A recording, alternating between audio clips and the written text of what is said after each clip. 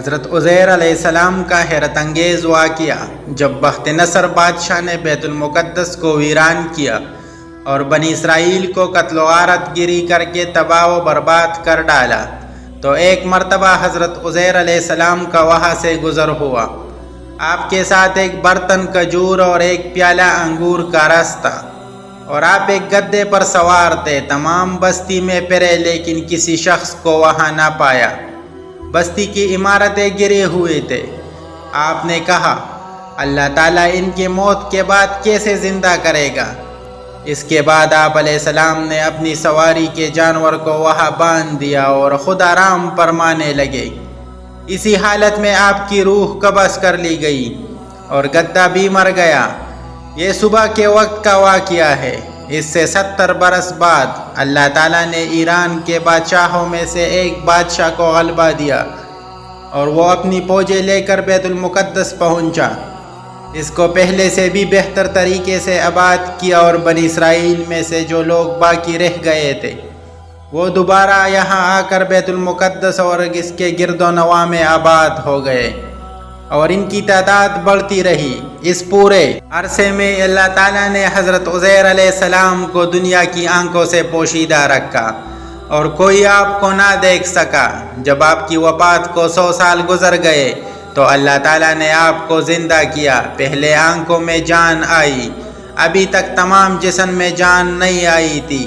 بقیہ جسم آپ کے دیکھتے دیکھتے زندہ کیا گیا۔ یہ واقعہ شام کے وقت غروب آفتاب کے قریب ہوا۔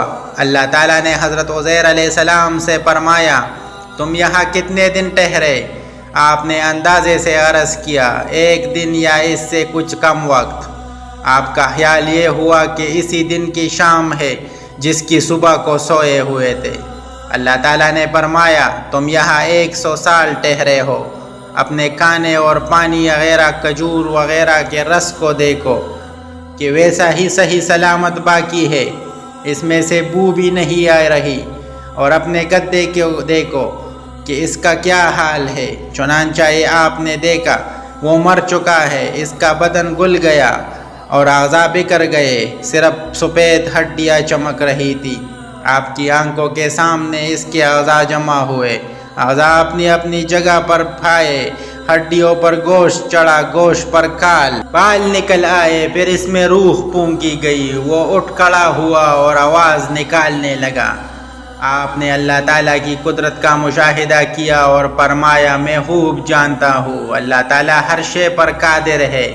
یعنی یقین تو پہلے ہی تھا، اب یقین الیقین حاصل ہو گیا۔ پھر آپ اپنی اس سواری پر سوار ہو کر اپنے محلے میں تشریف لائے۔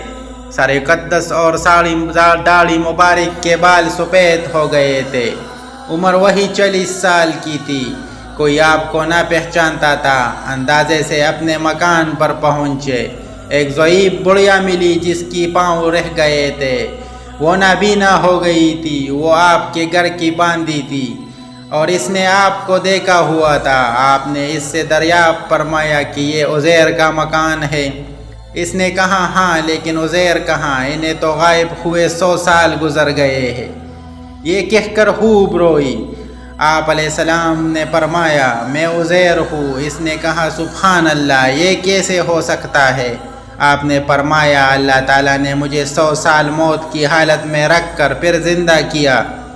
اس نے کہا، حضرت عزیر علیہ السلام مستجاب الدعوات تھے، وہ دعا کرتے تھے تو قبول ہوتی تھی۔ آپ دعا کیجئے کہ میرے آنکھیں دوبارہ دیکھنا شروع کر دے تاکہ میں اپنی آنکھوں سے آپ کو دیکھوں۔ آپ نے دعا فرمائی اور وہ عورت بینا ہو گئی۔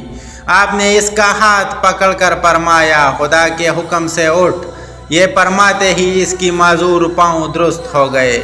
اس نے آپ کو دیکھ کر پہچانا اور کہا، میں گواہی دیتا ہوں آپ بے شک حضرت عزیر علیہ السلام ہے۔ آپ کو بنی اسرائیل کے محلے میں لے گئی۔ وہاں ایک مجلس میں آپ کے فرزند تھے جن کی عمر 118 سال کی ہو چکی تھی، اور آپ کے پوتے بھی تھے جو بوڑھے ہو چکے تھے۔ بڑھیا نے مجلس میں پکارا کہ یہ حضرت عزیر علیہ السلام تشریف لائے ہیں۔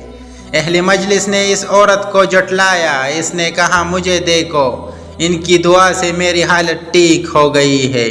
لوگ اٹھے اور آپ کے پاس آئے۔ آپ کے فرزند نے کہا، میرے والد صاحب کے کندھوں کے درمیان سیاہ بالوں کا ایک خلال یعنی چاند تھا، جس سے مبارک کھول کر دکھایا گیا تو وہ موجود تھا۔ نیز اس زمانے میں تورات کا کوئی نسخہ باقی نہ رہا، کوئی اس کے جاننے والا موجود نہ تھا۔ آپ نے تمام تورات زبانی پڑھ دی۔